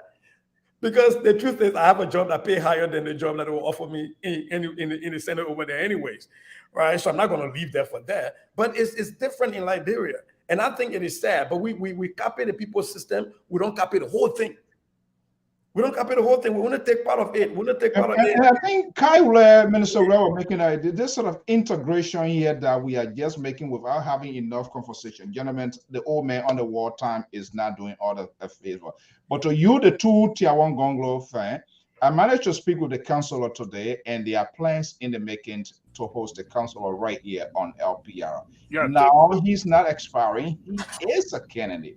So the questions that were asked when he was expiring would definitely be different from the question now will be asked as a candidate. I'm waiting as soon as we see that we will let you know. Thank you for that. I also spoke to the media here for the councillor to make arrangement with them for the council to appear on the show. You know, they showed me that they were working to address the background. Discussion. I spoke to Casey Jeru, he's the head of the media team. He said that he the councillor, you know, for the council to appear on the show. So, I mean, like today, I didn't go through 10-second party. Yeah. I mean, I got a number. Yeah, that's good for myself. For the council, people know you of the people. He will get his number directly. People know you better than Lpr. The Lpr doesn't have a stand. He talks for people that he doesn't know. The Lpr said that people not know him. He doesn't know his card. So by the way, why be the Lpr? I don't see what happened. The Lpr is on the wrong when he learned. I don't know why I told him since they were coming, but he said you're gonna give me joy coming, Toto coming gang against me, so he didn't show face. Mr. So, two things. Number one, I think we have to get back to allowing our people to call in. If you see, there is a lot of people. We have to get back to basic and start allowing interaction with our people. Otherwise, we become an echo chamber. They hear ourselves and nobody to push back on us and stuff like that. I like that interaction. I like for people to call and angrily disagree with Shizi Goya, and I can go to bed. Oh, out of it happy one. Yeah, people causing me out of it. It's so happy. Yeah, the second part, I do. For me, I look at it as an educator. When people are passionate about something, it comes out. The second part. Mr. Tore want to be looking at Mr. Tore want to be looking at the text. You see that part. The second part is I don't know if I'm okay to make an advertisement here, but I share with you all a video. Dr. Toto, I didn't share that with you. Sorry, a video of what happened at the Christian Association of the Blind. Today? I think check your inboxes. You share that video with me. Yeah, Mr. So, I shared that with you. There's a blind kid speaking. She sings very well, but here's what happened to our audience out there. Thieves broke into the Christian Association of the Blind. They went through the attic, got down into the office of the executive director. So they cut the zinc and got through. So they damaged the roof. The roof is leaking. They got through, went in, stored the entire safe, and took it with them. The safe had about $790 US, or about 25,000 Liberian dollars. And then they stole the people food and they broke their door. So as we speak right now, the door that got damaged is not yet repaired. The roof is still leaking. I'm doing a fundraiser tomorrow on my own platform because I don't want to tie LPR and other stuff. But I'll be doing a fundraiser tomorrow. Last time we raised funds to build hand pumps for the Christian Association of the Blind in Kakata and to repair their building. We're looking at raising about $2,000 to replace the food. They have 47 students that go over there, blind students ranging from the age of 4. And those kids are without food because there's a special place in hell for people who do stuff like that. But they took away their food and took away all their money, and their building is leaking right now. So tomorrow on my own live, I will be raising money. Our intent is to raise $2,000 to try to repair the loss. So if you're on here, please follow me tomorrow. Come on the show, and we'll put the same wave number for the Christian Association of the Blind. We'll put Cash App here. And Mr. So, I did talk to Bian Kota, who is the head of the Christian Association of the Blind. And I told him that I would talk to you if we can find a time to get him on the show to talk to the people about, what is going on. Because, in Liberia, if you are handicapped, automatically you reduce to beggar. I know a lot of blind people who are very smart, who got degrees in Liberia, but can't find a job, and they have to stay in the street to beg. And so now this happening to them is just beyond obnoxious and sad. So I wanted to say that out here. Yeah. Now, if I violated the rules of the no. you know, there are I some. want people to know that tomorrow we'll be trying to raise money for our brothers and sisters. What time is the show tomorrow? Association of the Blind. What time? What time is it? What time? I'm hoping to do it after work tomorrow, so about 4:30, our time on the central time. I think I would talk to you. I mean, LPR has been in the vanguard. I just seen it today. I believe, I don't know yesterday, but today I was crushed. And that's one of the reasons we came on so late. So probably we can have a conversation after we leave the air. If that's something you wish for us to transition, and we can also work that modality up to have, this is what we want to do. I mean, we can't just be talking. We want people to make decisions, but we don't want to impact the lives of people. We don't want to affect the lives of people. Then our message will not resonate. But absolutely, any of you guys, any company you work for, if you're not taking pay, there's not going to benefit. So without other advertisement, there's no fee. See, we're not paying you take out your precious 2 hours plus time to sit here. That's a work. That 2 hours you should be doing something. And we and the network owe it to everybody, even to our listeners, our viewers, to glue to our talking point. And with the respect, Mr. Davis, that line will be activated as soon as possible. As a matter of fact, it's here. But sometimes, we get carried away. But that line will be activated. Wait. It says that we do this. I think even when the was stranded in Morocco, Mr. Soul. Yeah, we can talk that, and then we can. I think maybe if you want, we can transition. Maybe make some. We're able to raise the thing to give it. Well, not that much. Yeah, we're able to raise something. Yeah, and we can do that, and maybe make a little bit of advertisement, do flyer, and let people know so people can see. Let's talk behind the scenes. Yeah, we'll talk after a different day. Let's talk behind the scenes, and we can come up with that. Yep. What the best of political analysts, commentators, contributors always expressing their views and opinions about their country. Gentlemen, I want to thank you so much for your time, for your commitment. That's a very unique way of giving back to the country and to our valuable listeners, followers, their patience, their tolerance. Not all of our talking point I do agree with, but yet they show out here that because they love their country. And Mr. James Davis and the rest of the folks, like what Sister said, that line will be activated, and we're going to make room. What are the 15 minutes? I already got one of our viewers texting me and say they're willing to support. So LPR has a viewership that is gold. I just got our guys, they are we can talk behind the scenes. They want to know where they are investing. That's the good thing. But we don't care that much of we now people in competition to raise tens of thousands. No. That's not what we do. I believe that when we get, and it comes from the heart of the people in the give it falls on filter. So guys, I want to thank you so much for your time, for your expertise, and looking forward to having you here. The legendary Sisi Tagoya, Professor Dr. Toto, and Amos Joy from the far right. And of course, our prime time viewers, listeners, I want to thank you so much for your commitment to this network and things that you do. It's 10:16 p.m. Eastern Standard Time. That's how I want to draw us the kite in here today. All what we are saying is such reality. This is not just only an entertainment. We have to do everything, and we have to remind our politicians to sustain the institution, because that will uphold the laws and the beauties of our country. But the remakes or remanufacturings of political institutions, people living from party to party without them telling us or telling you why they are leaving these parties. Is it because of the political ideology, or is it because they were not accommodated at the time they need that accommodation, or because they started from the vanguard and they were left by the wayside? What we need to know, is it important that we know all of that? Absolutely, yes. Suppose there was they caused trouble in party A, and that party was unresolved, and they decided to come to party B, and they project themselves as the new Manziah or new political Goliath, and people pivot in their directions. That leads the country into another catastrophe. And these are things that we need to avoid. And so we in the media war as well, we must hold all of these people accountable, including ourselves, things that come from out of our mouth. You must try to verify those information. Do not be driven away. Do not be carried away by these sweet talk, these rhetorics that will come out when people say, and you don't even do your facts check. It is not in the interest of the country. The NDP today is dead because the executive or the standard bearer of the National Democratic Party, the late Samuel Doe, did not put in place contingency plan on a long-term goal. That yes, one of these days I will fade away from the stage as head of the National Democratic Party, but I do want the political ideology of the party to go away. That did not happen.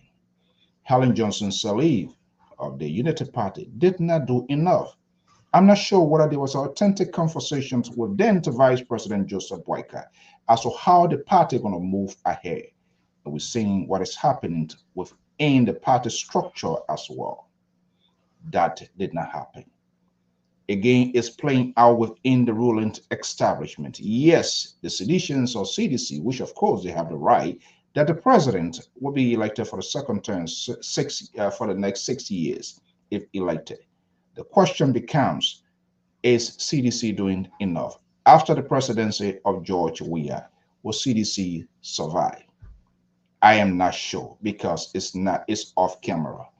ANC, after Benedict Cummings, because he has alluded on this network, if it doesn't work in his political favor at this time, he will more or less focus on his foundation. So the question becomes, after ANC, who going to be the next leader of the Alternative National Congress? Will they have the resources to sustain, to uphold the party? The answer to that question, you can tell us in our next subsequent edition. Until then, I'm Alfonso Zienso of the Liberia Public Radio. Is the National Election Commission in Liberia doing enough to unveil, to tell us the status, the update of the 2023 presidential election? Go on the website and find out. But I've made a comparison analysis looking at other neighboring countries or other African countries that are conducting election in 2023. Perfect example is the Federal Republic of Nigeria. Go and see on INEC website, that's the Nigerian National Election Commission, the date, the time, the second, the minutes, the date. You will know how the election will be executed. Electors, registered voters can track the status of their voting precincts or whatever they're going to be voting. Why not talk to INEC of Nigeria just to see whether they can help in that direction? This is what we need to know. Until then, I'm Alfonso Zienso of the Liberia Public Radio and Lpr-Tv. Have a pleasant evening. Bye-bye.